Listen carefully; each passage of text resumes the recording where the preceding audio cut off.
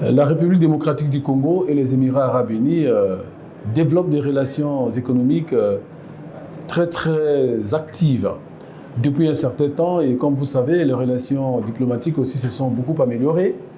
Et les uns et les autres doivent profiter, n'est-ce pas, de dotations respectives dans l'un ou l'autre pays. La RDC a des potentialités immenses dans tous les domaines, dans le secteur minier, dans le secteur agricole, dans le secteur du transport, infrastructure, énergétique, que sais-je encore.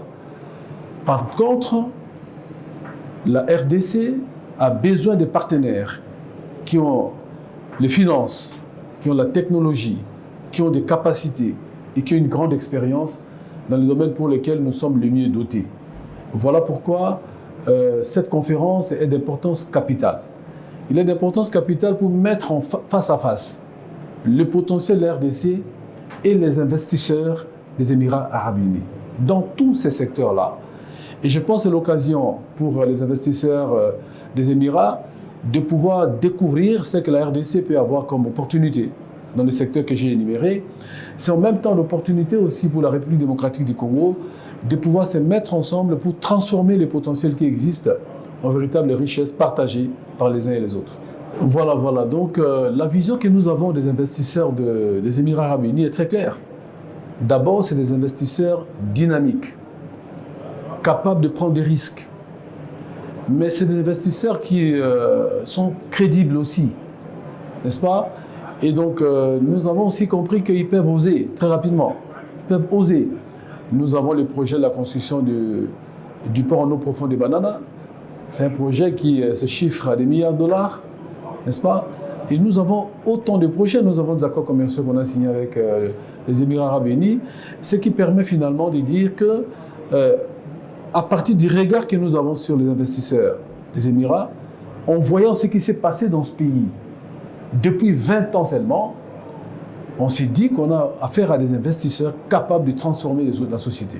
Oui, les Émirats arabes unis et la RDC, comme je l'ai indiqué en passant, ont de très bonnes relations aujourd'hui, sur le plan diplomatique. Et aussi bien sur le plan diplomatique et sur le plan commercial. Comme vous savez, nous exportons le plus gros de nos minerais ici. Et la plupart des opérateurs économiques, notamment les femmes commerçantes, s'approvisionnent dans les Émirats arabes unis pour le commerce. Donc on a une relation commerciale très active, mais je pense qu'elle mérite d'être encore remontée davantage. Mais elle ne peut pas être remontée si on n'a pas augmenté les volumes et la qualité de nos investissements.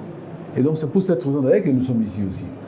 Et enfin, en ce qui concerne les investissements qu'on peut énumérer, j'ai parlé du port en eau profonde des Bananas. Mais je peux aussi parler d'autres types d'investissements dans les infrastructures, n'est-ce pas? Et donc, le pays est très ouvert aux investissements des Émirats et plutôt prêt à pouvoir accueillir tous les investisseurs qui viendraient dans l'un ou l'autre secteur dont le potentiel est immense. Mais par rapport aux investissements, j'ai oublié d'ajouter qu'il y a aussi Primera, les partenaires que nous avons avec les Émirats arabes unis, qui est une première pour l'achat et la transformation de l'or en République démocratique du Congo, notamment à Bukavu, à l'est de la République. C'est un modèle qui n'a jamais existé et c'est un modèle qu'on voulait implémenter dans la plupart de nos provinces où on produit de l'or. En tout cas, je dirais plutôt quels sont les meilleurs secteurs. Pas les meilleurs, quels sont les meilleurs secteurs? Aujourd'hui, je voudrais parler du secteur minier. Les Émirats et nous, on est déjà dans un partenariat par rapport à Primera. Il y a donc dans le secteur minier la possibilité de transformer les produits primaires, n'est-ce pas, en produits semi-finis, en produits finis. Et je pense que vous avez entendu parler de la batterie électrique. Et ça aussi, c'est des opportunités qui se comptent en millions, milliards de dollars. Vous avez la possibilité d'investir en République démocratique du Congo dans le secteur agricole et agro-industriel. Nous avons un plan national de développement de l'industrie où on vous indique les possibilités d'investissement dans plusieurs secteurs. Les infrastructures routières, les infrastructures ferroviaires, les infrastructures aéroportuaires, pour ne citer aussi que ces domaines. C'est un potentiel d'investissement immense. Donc je pense que dans beaucoup de secteurs, c'est question de priorité et c'est question d'intérêt que l'investisseur voudrait porter à tout ce que nous on a en République démocratique du Congo, il y a moyen de pouvoir investir dans plusieurs secteurs.